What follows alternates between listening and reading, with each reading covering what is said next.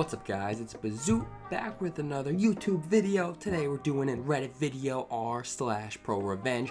You already know what it is. It's Sunday, fun day. Go out, have a barbecue, put some ribs on the grill, put some steak on the grill. Maybe you're pan frying. Come on, you can pan fry a steak with some butter, put some Pam so that it's not sticking. You already know the drills. Come on now, it's r/ProRevenge. It's barbecue time, baby. So, as always, thank you guys so much. Thank you guys so much. I can't say it enough. What am I supposed to say? Am I not supposed to say thank you? No, of course not. Because I'm so thankful, so appreciative. I love you guys so much. I'm glad you guys are loving the videos. I'm loving making them. It's awesome. It's a fun community we got going on here. This is Bizute Town, baby. So, let's just get right into this one before I, probably have some sort of cardiac arrest screaming with all the energy and caffeine I'm on. So we gotta get right into this one quickly. First story time. Teacher tries to get me to fail. I get him fired. So a bit of background information. This happened while I was in 8th grade and includes my science teacher. Also, obligatory English isn't my first language. On mobile, yada yada yada, all good. So for some reason, my 8th grade science teacher hated me. He was one of the 2 science teachers for our grade, so he could basically do what he wanted in our class and get away with it since the school didn't have a replacement. He would do all sorts of petty stuff to me, like grading tests and practical assignments wrong. You had to do the practical assignments with a partner, so he got bad grades because of me too. He would accuse me of breaking tools, which I saw him break beforehand and give them to me. So one day, I was homesick, on purpose, from school, and on that day we had a major science test. So at like 3 p.m. in the afternoon, I sent him a message. Hey science teacher, OP here. Since I was sick today, can I maybe take the test on a Monday? He sends me a response 2 days later at 1 a.m. Okay, I think. Let's see where this goes. The message reads as follows. Monday, 8:15, classroom, 3:20, no calculator. He always acts passive-aggressive with me. But what he didn't know is that I had conspired with 2 of my classmates and they recorded him in the lesson saying, "You can use a calculator for the whole test." We recorded everything when this man made an announcement and he only did it once every 2 lessons, so our phones didn't get filled up. And I have been filming him breaking stuff and giving them to me as the practical assignments and then recording him accusing me of breaking it. While the lessons were going on, almost everyone was on messing around on their phones, so it wasn't out of the ordinary for me to have a phone out. So when I showed up to the makeup test, he was 10 minutes late. He said, "I hope you remember, no calculator." I just said, "Got it," and made the test. Now this test was almost impossible without a calculator. I saw him laughing to himself the entire time. So 2 weeks go by, yes, really, and I get my grade. I got a 3 out of 10. I think it was like an F, I don't know. So I did what anyone would do. Gathered my 2 friends who had the evidence on their phones and went to the principal. I explained the whole situation and showed him all the footage that we had gathered. He called the science teacher in and asked us to leave the room. 5 minutes later, he calls us back in. He informs us that we will all be suspended for 5 days for filming a teacher, but that the teacher will be fired and never allowed to work at the school again. Oh, and if you're wondering, I was allowed to retake the test and got a 9 out of 10. Needless to say, I felt pretty good afterwards. Thank God this teacher got fired. Are you kidding me? This honestly sounds like probably the worst teacher I've ever heard. Like he's just like breaking stuff and blaming it on students and then just messing with them. Like he seems like he's an actual just evil 3-year-old put into a teacher's body. Maybe he was a 3-year-old teacher. I don't know. He could be genius baby or evil genius baby and that matters. But come on. What is wrong with you? Do you really get enjoyment out of doing that? You're just sick, alright? You're a little sick teacher. I hope you never work at another school again. I hope you spend the rest of your life working as a pillowcase. And also, what's kind of messed up is the suspension for 5 days. Don't get me wrong, I completely understand that there has to be rules against filming teachers and filming other students and stuff in schools. But a 5-day suspension, that is insane. Detention maybe for a few days or even a 1-day suspension, but I don't know, suspension's kind of a heavy punishment for just that.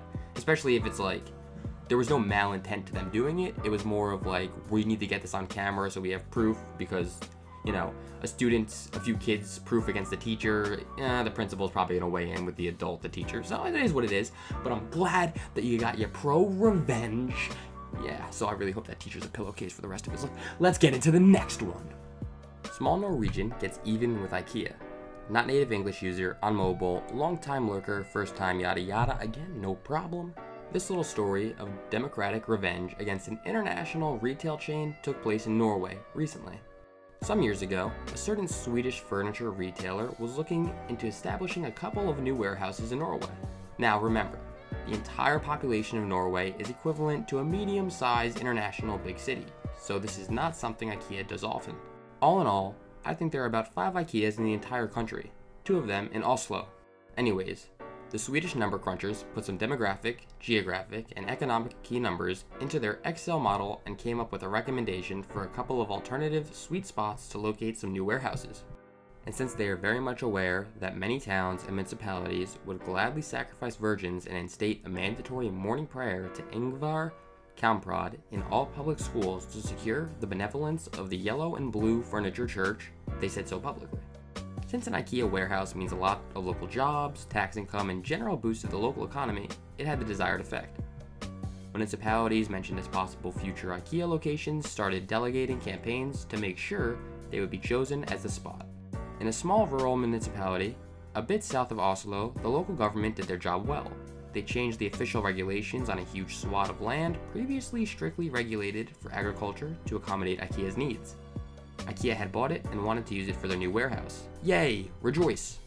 A couple of years go by, not much happens, and then IKEA makes a new public announcement.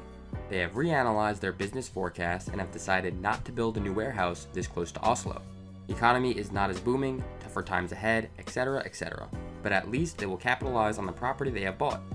Now that is regulated for general business purpose, they can sell what is suddenly a very attractive piece of property and net a very nice profit.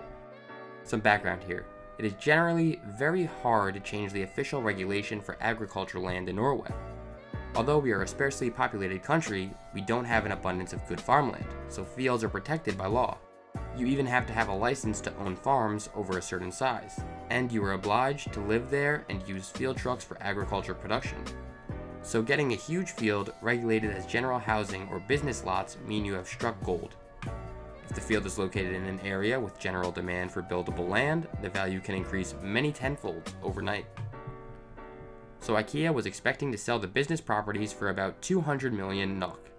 That is roughly the equivalent of 30 million US dollars for a field they bought for an estimated 100,000.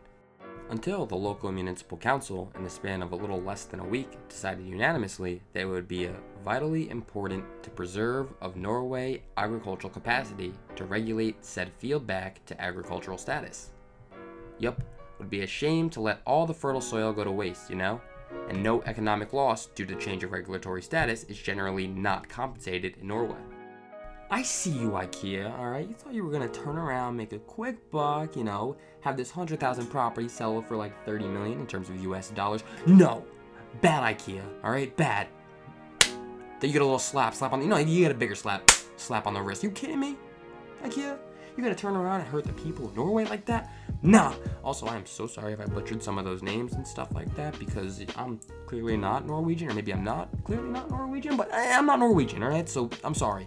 And also, I did really appreciate, the wording and stuff OP was using. It's pretty funny, That's some funny content right there. I did really enjoy it. So thank you, OP, for this story.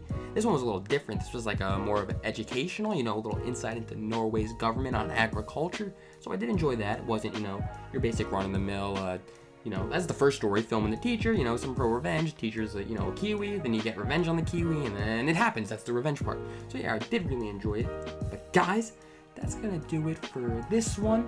I know today's was a little shorter, but it's Sunday, you should get outside and play. It's a nice day, throw the football around, so I don't want to keep you for too long. Don't worry, longer ones are coming, commentary's coming, everything's coming, it's all coming together.